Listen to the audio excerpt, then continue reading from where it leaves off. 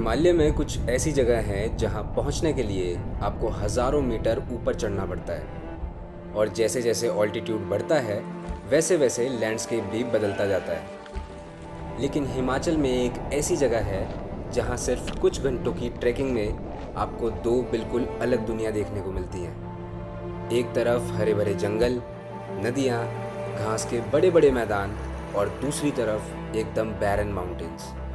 और ऐसा लैंडस्केप जिसे देखकर पहली नज़र में लगेगा कि आप हिमाचल में हैं ही नहीं। और इस पूरे एक्सपीरियंस की सबसे इंटरेस्टिंग बात यह है कि इन दोनों लैंडस्केप्स के बीच सिर्फ एक माउंटेन पास खड़ा है। एक तरफ है कुल्लू वैली और दूसरी तरफ लाहौल। मैंने हिमाचल में पहले भी कई ट्रैक्स किए हैं, लेकिन इस बार जिस ट्रेल पर जाने वाले थे उसमें एक चीज़ मुझे सबसे ज़्यादा एक्साइट कर रही थी। एक ही ट्रैक में इतना बड़ा लैंडस्केप चेंज देखना।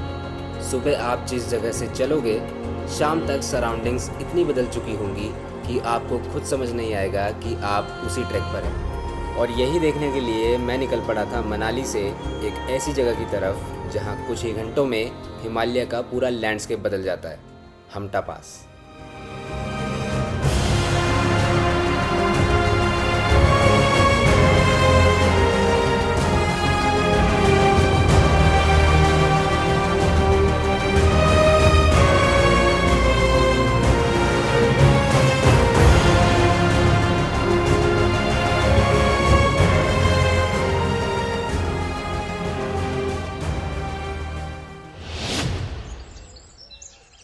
और हमटा पास पहुंचने के लिए मेरी जर्नी शुरू होती है मनाली से।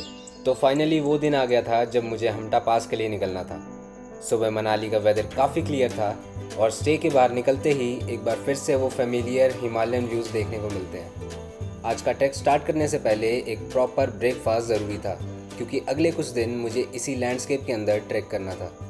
ब्रेकफास्ट के बाद मैं कैब लेकर प्रीनी की तरफ निकलता हूँ, जहाँ से मेरी ट्रैकिंग जर्नी ऑफिशियली स्टार्ट होने वाली थी।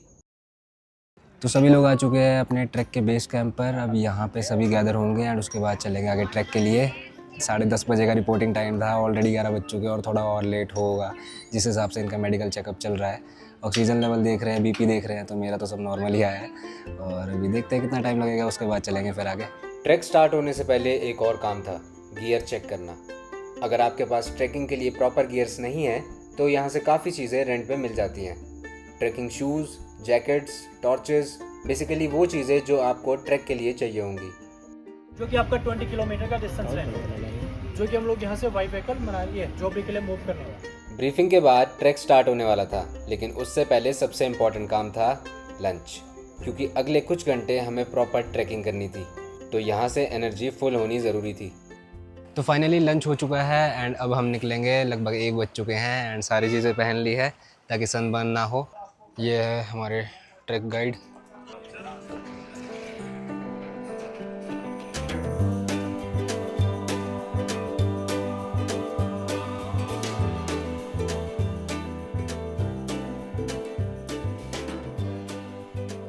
तो लगभग 40 मिनट के ट्रैवल के बाद फाइनली हम पहुंच चुके हैं स्टॉप पे, जहां से हमारा ट्रैक शुरू होगा।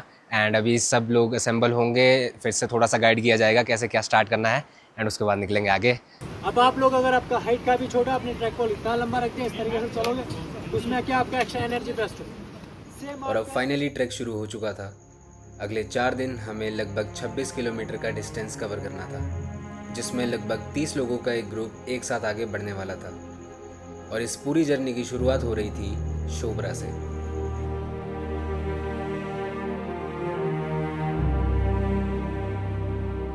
तो एग्जैक्ट 2:40 पे हमने ट्रैक शुरू करा है एंड अब देखते हैं कितनी जल्दी हम अपनी पहली कैंप साइट तक पहुंच पाते हैं। शोबरा से आगे बढ़ते ही ट्रेल काफ़ी ब्यूटीफुल थी। एक तरफ माउंटेन्स थे और नीचे रिवर कॉन्टीन्यूसली हमारे साथ चल रही थी। कभी ब्रिज क्रॉस करते तो कभी रिवर के बिल्कुल पास से ट्रेल निकल रही थी। और यहाँ एक चीज़ समझ में आ रही थी कि अगले कुछ दिनों में सिर्फ ऑल्टीट्यूड ही नहीं, सराउंडिंग्स भी काफ़ी चेंज होने वाले हैं। तो लगभग 4:15 हो चुके हैं एंड जैसा कि आप देख सकते हो सबसे आगे मैं ही खड़ा हूँ, सभी लोग पीछे पीछे आ रहे हैं। और इस टाइम पे वैली इतनी वाइड हो चुकी है ना, मतलब क्या ही नज़ारा है यार, बहुत सुंदर। और थोड़ी देर में यहाँ से कैंप्स दिखने शुरू हो गए हैं, तो थोड़ी देर में हम वहाँ पहुँचने वाले हैं। अब यहाँ पे कुछ देर रेस्ट करते हैं और उसके बाद चलेंगे। एंड मैं सीरियसली बताऊँ, बहुत ईजी ट्रैक है, मतलब 1% भी थकान नहीं हो रही, बहुत बिगिनर फ्रेंडली है, एटलीस्ट डे 1, डे 2 और बाकी का मुझे पता नहीं। नेक्स्ट कैंप साइट पहुँचने के लिए हमें लगभग 3 किलोमीटर का डिस्टेंस कवर करना था, जिसमें अराउंड 2 घंटे लगने वाले थे। मुझे तो आपसे इतनी मोटिवेशन मिल रही है ना। क्या क्या एज बताई थी आपने अपनी?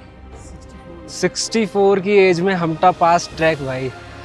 बहुत ऐसे लोग हैं जो यंग है और वो भी नहीं कर पाते।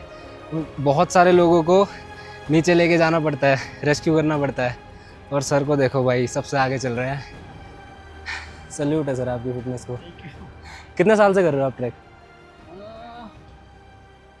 15 साल से। 15 साल से। क्रेजी। तो guys finally we have reached our first milestone, Chika camp site, 10,000 feet की ऊंचाई पर। और यहाँ तक हमें पहुँचने के लिए लगे हैं पूरे 2 घंटे। 2:40 पे शुरू करा था। ऑल्टीट्यूड बढ़ने की वजह से बॉडी को थोड़ा टाइम देना ज़रूरी था एडजस्ट होने के लिए, इसलिए थोड़ा वॉक किया और पहले सब ने मिलकर स्ट्रेचिंग की। तो फाइनली स्ट्रेचिंग करने के बाद मैं आ चुका हूँ अपने टेंट में। एंड यहाँ पे 2 लोगों की कैपेसिटी है एंड मैं सोलो हूँ, तो कोई आया ही नहीं, तो मुझे पूरा टेंट मिल गया, तो फ़ायदे की बात हो गई। फ़िलहाल यहाँ पे थोड़ी देर रेस्ट करते हैं एंड उसके बाद देखते हैं स्नैक्स में क्या मिलता है। थोड़ा चल के आराम करके मज़ा तो आता है खैर।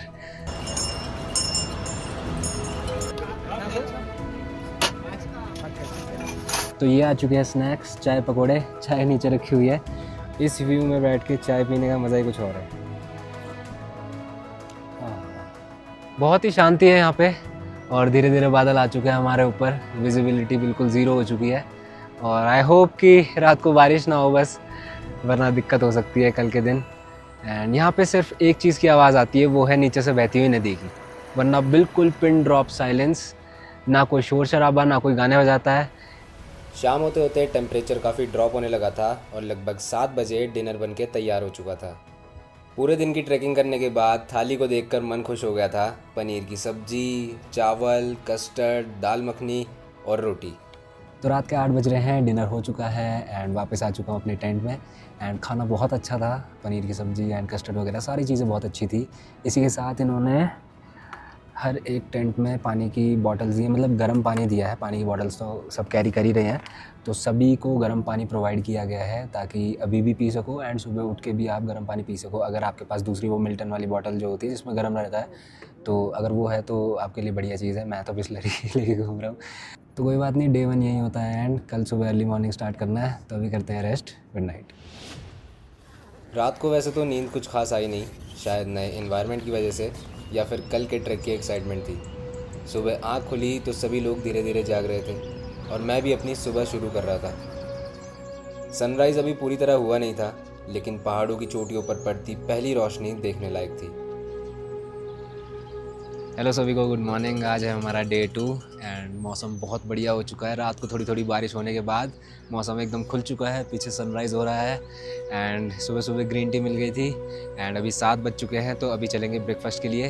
तो जैकेट पहन लेते हैं क्योंकि ठंड हो चुकी है और दिन भर दिन अब ठंड बढ़ती ही जाएगी। समिट डे वाले दिन पीक ठंड का एक्सपीरियंस करना पड़ेगा। यहाँ से थोड़े बहुत स्नो पीक्स भी दिखाई दे रही है और आई गेस डे 3 पे हमें पूरा बर्फ़ में से ही चल के जाना पड़ेगा, तो तब की तब देखी जाएगी। फिलहाल करते हैं ब्रेकफास्ट।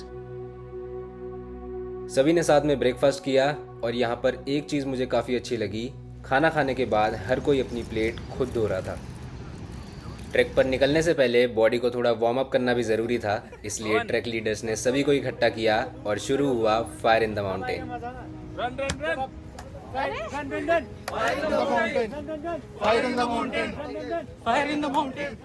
थोड़ी मस्ती, थोड़ी रनिंग और अब बॉडी भी वार्म थी, तो हम निकल पड़े आगे ट्रेल पर।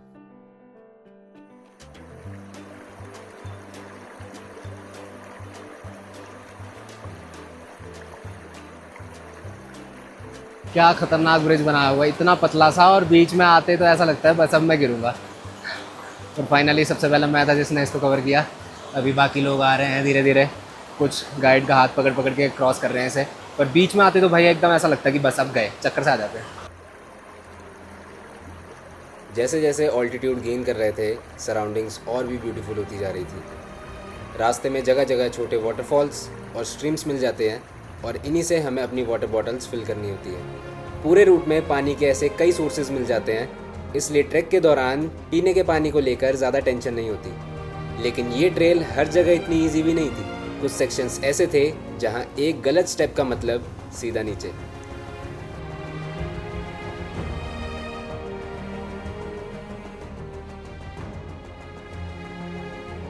तो ये जो आप येलो कलर के फ्लावर्स देख रहे हो इनको बोलते हैं डेज़ी, और ये वहीं पाए जाते हैं जहाँ से या तो कोई वाटर स्ट्रीम फ्लो हो रही हो, कोई झरना या रिवर। तो मतलब ये जहाँ भी दिख जाए समझ जाना कि वहाँ से कोई नदी बह रही है। तो अब आ चुका है one of the most challenging part of Hamta pass, the river crossing. तो यहाँ पे जूते उतार के, बांध के, पैंट फोल्ड करके और फिर रिवर क्रॉस करनी पड़ेगी हाथ पकड़ के।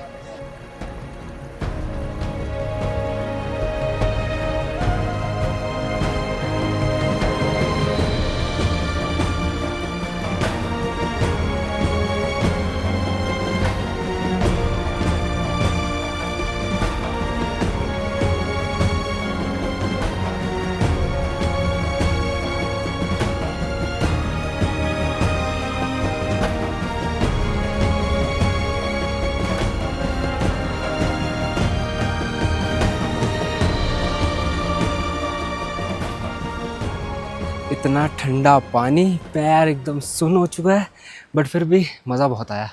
एंड अभी हम जा रहे हैं रिवर क्रॉसिंग के बाद, ऐसा मान लो कि वैली ऑफ फ्लावर्स ही है ये। लगभग 12 बजे हम एक ऐसी जगह पहुंचे जहां लैंडस्केप बिल्कुल बदल चुका था। चारों तरफ लश ग्रीन ग्रास और उनके बीच में ये पिंक वाइल्ड फ्लावर्स, और पूरा लैंडस्केप एकदम वाइब्रेंट लग रहा था। कुछ देर यहीं रुककर हमने लंच किया, जो सुबह कैंप साइट से पैक करा के लाए थे। जैसे ही हम थोड़ा सा आगे बढ़े, हल्की हल्की बारिश शुरू हो गई। आज का स्ट्रेच लगभग 8 किलोमीटर का था और अब बस 1 किलोमीटर बाकी था। कुछ देर तक बारिश के साथ ही चलते रहने के बाद फाइनली हम पहुंचे अपने सेकंड माइलस्टोन, बालू का घेरा।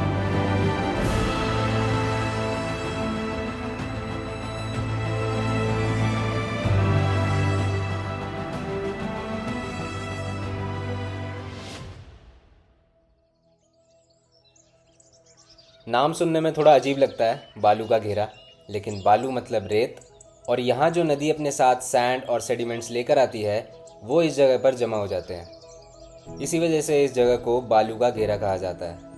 और नाम जितना सिंपल है, जगह उतनी ही अनरियल। चारों तरफ माउंटेन्स, बीच में नदियाँ, और इन पहाड़ों से गिरते हुए ये इतने सुंदर वाटरफॉल्स। पहाड़ों का मौसम और मुंबई का फैशन कब बदल जाए कोई नहीं बता सकता, ऐसा कहा जाता है पहाड़ों में। और जैसा कि आप देख सकते हो, इतनी बारिश हो रही थी बीच रास्ते में और अब एकदम से धूप निकल चुकी है, बहुत ही बढ़िया। तो आज हम पहुंचे हैं चीका से बालू का घेरा। आज हमने गेन किया है 2000 ऑल्टीट्यूड एंड हम पहुंच चुके हैं 11,800 फीट की ऊंचाई पे। सुबह 8 बजे हमने अपना सफ़र शुरू करा था और यहाँ पे हम 3:30 बजे पहुँच गए थे। और उसके बाद मैं अपने टेंट में आके सो गया था, मैंने स्नैक्स भी नहीं खाए थोड़ी देर रेस्ट करके, क्योंकि कपड़े भी गीले हो चुके थे तो मेरा मन नहीं था। और उसके बाद फिर एकदम से धूप निकल आई, तब निकल गया मैं बाहर। तो मेरे पीछे आप जो ये टेंट देख रहे हो, ये है किचन एरिया। यहीं पे सारा खाना, ब्रेकफास्ट, लंच, डिनर प्रिपेयर होता है।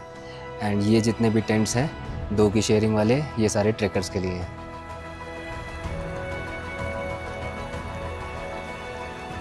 शाम के ठीक 7 बजते ही बाहर की ठंड से बचने के लिए सब लोग डाइनिंग टेंट में इकट्ठे हो गए और फिर पूरे दिन के ट्रैक के बाद सबने साथ में डिनर किया। तो दोस्तों वापस आ चुका हूँ मैं अपने कैंप पे एंड डिनर हो चुका है। खाने में था दाल, रोटी, चावल और बैंगन का भरता और सारी चीज़ें भाई बहुत बढ़िया थी। और सबसे मेन चीज़ भाई, स्वीट डिश में हमें जलेबी दी गई है, कोकोनट की, उसके ऊपर गार्निशिंग की हुई है। और 12,000 फीट की ऊंचाई पर अगर आपको जलेबी मिल जाए तो उससे बढ़िया तो क्या ही हो सकता है। मुझे बिल्कुल भी एक्सपेक्टेड नहीं था कि हमें जलेबी तक भी मिल जाएगी वहाँ पे। तो कल का है हमारा सबमिट डे। कल हम जाएंगे फाइनली हमटा पीक पर एंड उसके लिए हमें सुबह अर्ली मॉर्निंग स्टार्ट करना होगा। लगभग 6 बजे तो हमारा ब्रेकफास्ट ही आ जाएगा एंड जल्दी करना पड़ेगा। एंड कल का दिन सबसे हार्ड बताते हैं, क्योंकि असेंड करने से ज़्यादा डिसेंड करना मुश्किल होता है, क्योंकि उसमें आपका जो बैग है और जो आपका बॉडी वेट है वो सारा आपकी नीज़ पे आता है और धीरे धीरे उतरना पड़ता है वहाँ से। तो अगर वेदर ख़राब हो गया तो और ज़्यादा दिक्कत है, स्लिप भी हो जाते हैं लोग। तो कल का दिन काफ़ी ख़तरनाक भी हो सकता है और काफ़ी इम्पोर्टेंट डे भी है, क्योंकि एक्चुअल हमटा पास ट्रैक उसी के लिए है, उस पीक पर पहुंचने के लिए है। तो अभी रात के 9 बज चुके हैं एंड अब करते हैं रेस्ट। कल सुबह अर्ली मॉर्निंग स्टार्ट करना है। Good night. रात के 2 बजे कुछ अनवांटेड गेस्ट्स का भी सामना करना पड़ा, लगभग 5 थे। Good morning everyone. आज है डे 3। आज हम जाएंगे हमटा पास एंड अभी सुबह के 6 बज चुके हैं। तो सभी का ब्रेकफास्ट चल रहा है एंड मेरा हो चुका है। आज का मेन्यू था दलिया और सूजी का पता नहीं कुछ था और ग्रीन टी। एंड हमारे इस ग्रुप में लगभग 50% लोगों को एक कॉमन चीज़ फेस करनी पड़ी है, वो है माइल्ड हेडेक। जब आप ऑल्टीट्यूड गेन करते हो तो ये थोड़ा सा हेडेक होना मतलब ठीक है, हो जाता है सबको। तो इसके लिए कोई दवाई लेने की ज़रूरत नहीं होती। थोड़ा सा रेस्ट करो, पानी ज़्यादा से ज़्यादा पियो, कम से कम 3 से 4 लीटर एक दिन में, एंड वही इसका सबसे बड़ा इलाज है। दवाइयाँ लेने से कुछ नहीं होता। हमटा पास के लिए निकलते ही लैंडस्केप एक बार फिर बदलने लगा। पहाड़ों के बीच मिस्ट छाई हुई थी और हम सब एक लाइन में आगे बढ़ रहे थे। रास्ता भी अब थोड़ा इंटरेस्टिंग हो गया था, क्योंकि बीच बीच में ये छोटी छोटी रिवर स्ट्रीम्स मिलती रहती थी। बालू का घेरा से हमटा पीक लगभग 4 घंटे का ट्रैक रहने वाला है और हमें जाना सामने उस पहाड़ पे पूरा क्लाइंब करके। और नज़ारे तो मैं क्या ही बताऊँ, पूरी वैली के बीच में हम चल रहे हैं। हर तरफ वाटरफॉल्स ही वाटरफॉल्स हैं, गिनने में भी नहीं आ रहे अभी तक मैं कितने देख चुका हूँ।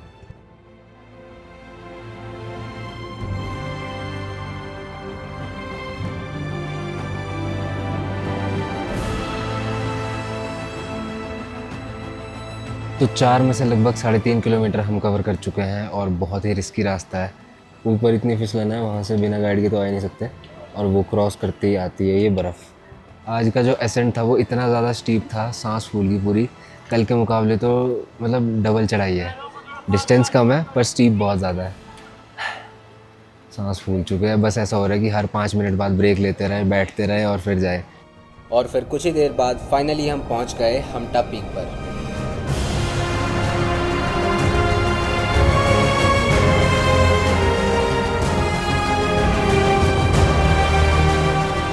अल्लाह मार्च के टंबा माझा माझा माझा ए अल्लाह भी अल्लाह अल्लाह ए पेप हर तो फाइनली लगभग 12:30 बजे हम पहुंच चुके हैं हमटा पीक।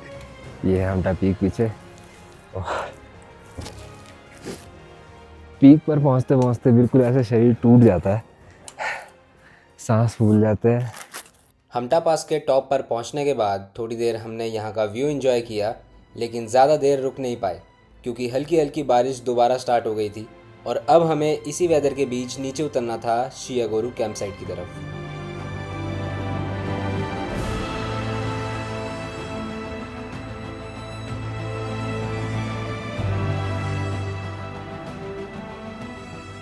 तो दोस्तों फाइनली हम पहुंच चुके हैं शियागोरू कैंप साइट पे। लगभग 13,000 फीट की ऊंचाई पे हैं हम। और आज का ऐसा था कि हमटा पीक तक हमें पूरा असेंड करना था और वो इतना मुश्किल था, मतलब बिल्कुल खड़ी चढ़ाई। ऊपर से रास्ते ऐसे हैं, दोनों तरफ खाई है और उसमें जा रहे हैं। बट ये है कि जितना वो टफ़ था उतना ही ब्यूटीफुल शियागोरू कैंप साइट है, बहुत सुंदर है। वैली में पहुंचते ही सबसे पहली चीज़ जो नोटिस होती है वो है यहाँ का लैंडस्केप। कुल्लू साइड में अभी तक जो ग्रीनरी हमारे साथ चल रही थी वो यहाँ आते ही ऑलमोस्ट गायब हो चुकी थी। पहाड़ अब ग्रीन नहीं बल्कि रॉकी और बैरन लग रहे थे। हमटा पास क्रॉस करने के बाद हम कुल्लू से निकलकर लाहौल साइड में आ चुके थे और ऊपर पहाड़ों पर भेड़ों के झुंड भी आराम से चरते हुए दिखाई दे रहे थे। शहर से इतना दूर, फ़ोन में नेटवर्क भी नहीं और आसपास बस पहाड़ और ये नदी। तो मैं भी थोड़ी देर यहीं बैठ गया, बस ऐसे ही कुछ सोचने। और जब कैंप साइट पे वापस आए तो सब लोगों ने मिलकर थोड़ी मस्ती शुरू कर दी। फ्रिस्बी निकाली और फिर काफ़ी देर तक हम वही खेलते रहे। कोई जीते या हारे इसका तो पता नहीं, लेकिन मज़ा पूरा आया। तो दोस्तों डिनर करके वापस आ चुका हूँ अपने टेंट में एंड आज था दाल रोटी चावल एंड एक सब्ज़ी थी और काफ़ी अच्छा था वो भी। एंड शियागोरू में तो यार बहुत ठंड है, मतलब बिना जैकेट के आप नहीं रह सकते। पहले तो कैंप साइट्स में तो मैं फ्लीस पहन के भी घूम रहा था, पर अब तो जैकेट की ज़रूरत है। बहुत ठंडी हवा चल रही है यहाँ पे और टेम्परेचर तो मुझे पता भी नहीं कितना है क्योंकि नेटवर्क तो आते नहीं यहाँ पे। फाइनली कल जाएंगे हम चंद्रताल लेक पे। तो मैं तो काफ़ी ज़्यादा एक्साइटेड हूँ। फ़िलहाल रात के 10 बज चुके हैं, तो अभी करते हैं रेस्ट। कल सुबह सुबह निकलेंगे छतरू के लिए।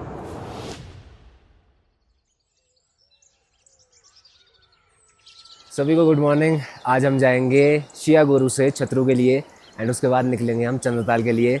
बट सबसे चैलेंजिंग पार्ट आज का ये है, ये जो साइड में आप रिवर देख रहे हो, ये बहुत ज़्यादा ठंडी है, सीधा ग्लेशियर का पानी है और हमें इसे नंगे पैर क्रॉस करना है। और ये भी नहीं है कि थोड़ा सा चलने के बाद थोड़ी बॉडी गर्म हो जाए और उसके बाद डायरेक्ट हमें पहले ये रिवर क्रॉस करनी है और उसके बाद फिर हमें आगे चल के जाना है। नदी के उस पार पहुंचने से पहले सभी ने अपने शूज़ उतारे और एक एक करके नदी के उस पार फेंक दिए। अब शूज़ तो उस पार पहुंच चुके थे, बारी थी हमारी। और फिर शुरू हुई सुबह सुबह की सबसे ठंडी चैलेंज।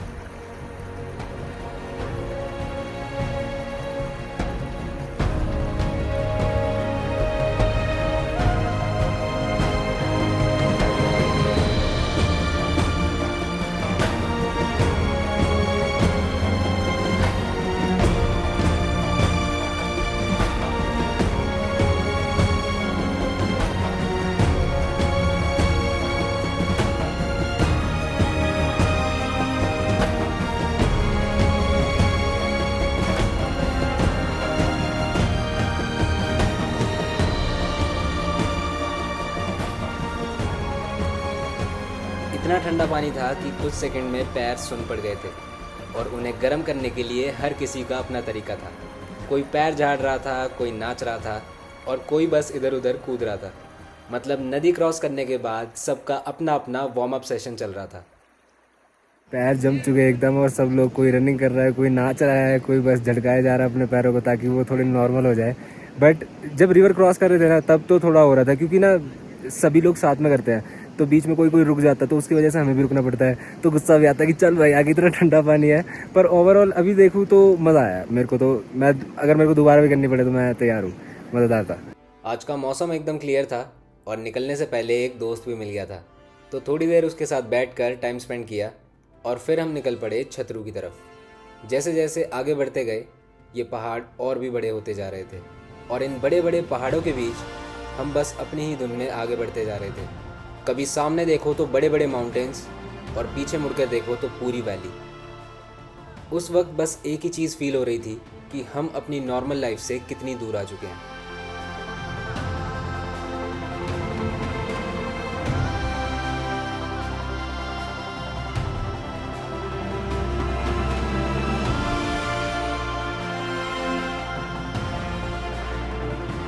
यहाँ मौसम बदलते कुछ नहीं पता चलता। अभी मैं जैकेट पहन के घूम रहा था और एकदम से अब इतनी तेज़ धूप हो गई है, तो रास्ते में कपड़े चेंज कर लिए हैं। थोड़ी देर यहाँ रुक के फिर आगे चलेंगे। पहाड़ों के बीच चलते चलते कुछ देर बाद एक ऐसी चीज़ नज़र आई जिसे देखकर पता नहीं क्यों एकदम शांति पड़ गई। सड़क। पिछले 4-5 दिन से हम बस पैदल चल रहे थे और आज पहली बार एक प्रॉपर रोड देखने को मिली। मतलब अब समझ आ गया था कि ट्रैक का ये फेज़ अब ख़त्म होने वाला है। और सबसे अच्छी बात, ये वही रोड थी जो हमें सीधा चंद्रताल की तरफ लेकर जाने वाली थी। तो 5 में से 3 किलोमीटर हम आ चुके हैं, 2 किलोमीटर बाकी है। एंड मेरे पीछे जो आप देख रहे हो ये है चंद्रताल जाने वाली रोड। और रोड पे गाड़ियाँ देख के इतनी खुशी हो रही है ना, पूरा आउट ऑफ नेटवर्क था हम इतने दिनों से और फाइनली अब रोड देख के एक अलग सी खुशी मिल रही है। एंड जो ये पीछे इतना ग्रैंड लैंडस्केप देख रहे हो ये है चंद्रभागा वैली। और जो नीचे से रिवर फ्लो हो रही है इसका नाम भी चंद्रभागा रिवर है, जो आगे जाके पाकिस्तान में चिनाब रिवर में मिल जाती है। अब छतरू बस 2 किलोमीटर दूर था और ट्रैक का सबसे मुश्किल हिस्सा पीछे छूट चुका था। अब बस हल्का सा डिसेंट था और हमें पहुंचना था अपनी लास्ट कैंप साइट। इतने दिन पहाड़ों में चलने के बाद अब छतरू तक का ये आखिरी स्ट्रेच काफ़ी इजी लग रहा था। फाइनली अपनी कैंप साइट पे पहुंचकर अब जाके मैंने सर धोया है, मुंह साफ़ करा है। इतनी ज़रूरत थी ना मुझे इस चीज़ की।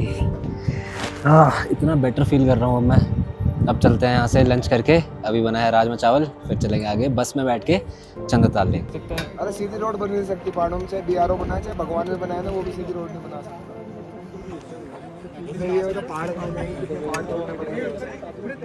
कैंप साइट पहुँचते ही सबसे पहले लंच किया, लेकिन इस बार रेस्ट करने का टाइम नहीं था। लंच खत्म किया और बिना ज़्यादा देर किए सभी लोग अपने बैग्स लेकर ट्रैवलर में बैठ गए। गाड़ी आप चलाओ, आप चलाओ गाड़ी। गाड़ी आप चलाओ। अभी तो पहुंच गया।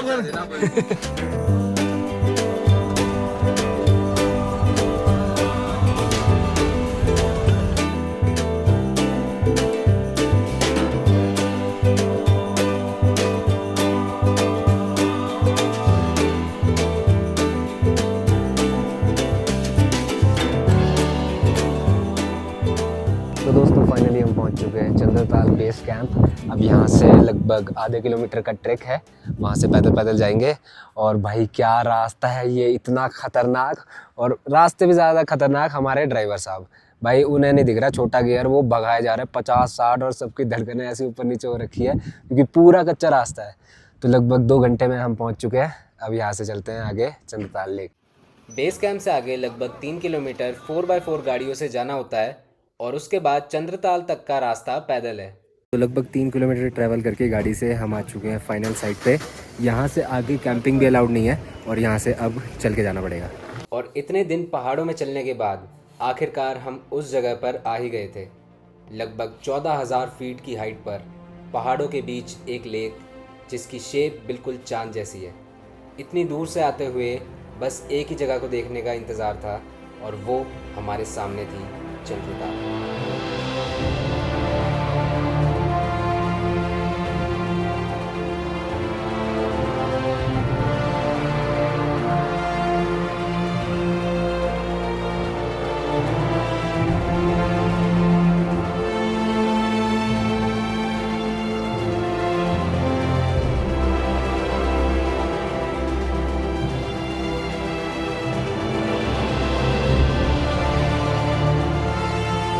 तो दोस्तों फाइनली मैं पहुंच चुका हूं चंद्रताल लेक पर, और सही बताऊं तो बिलीव ही नहीं हो रहा है। इतना साफ़ नीला पानी है इसका, और इस व्यू के आगे सिर्फ एक ही चीज़ याद आती है कि मरने से पहले चंद्रताल देखना चाहता हूं।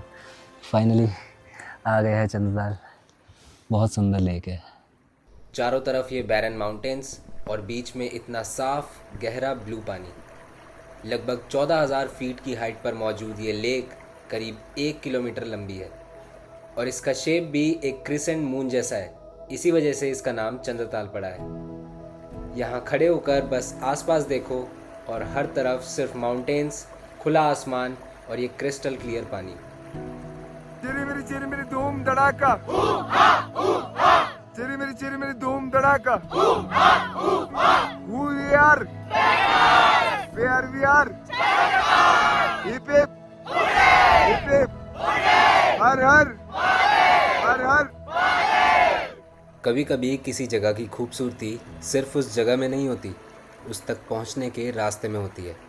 पिछले कुछ दिनों में हमने ना जाने कितने पहाड़ पार करे, बर्फ़ जैसा ठंडा पानी क्रॉस किया, बारिश में चले और हर एक दिन नया लैंडस्केप देखा। कभी लगा कि बस अब नहीं हो रहा, और कभी ऐसा व्यू मिल गया कि सारी थकान वहीं ख़त्म हो गई। और आज इतना सब कुछ पार करके जब चंद्रताल के सामने खड़े हैं तो लगता है शायद डेस्टिनेशन से ज़्यादा खूबसूरत वो जर्नी थी जो हमें यहाँ तक लेकर आई। और शायद इसीलिए कुछ सफ़र ख़त्म होने के बाद भी अंदर कहीं ना कहीं चलते रहते हैं। जल्दी मिलेंगे एक और सफ़र, एक और डेस्टिनेशन के साथ। तब तक के लिए थोड़ा ऑनलाइन कम और ऑफलाइन ज़्यादा रहना। This is Chirag signing off till the next journey.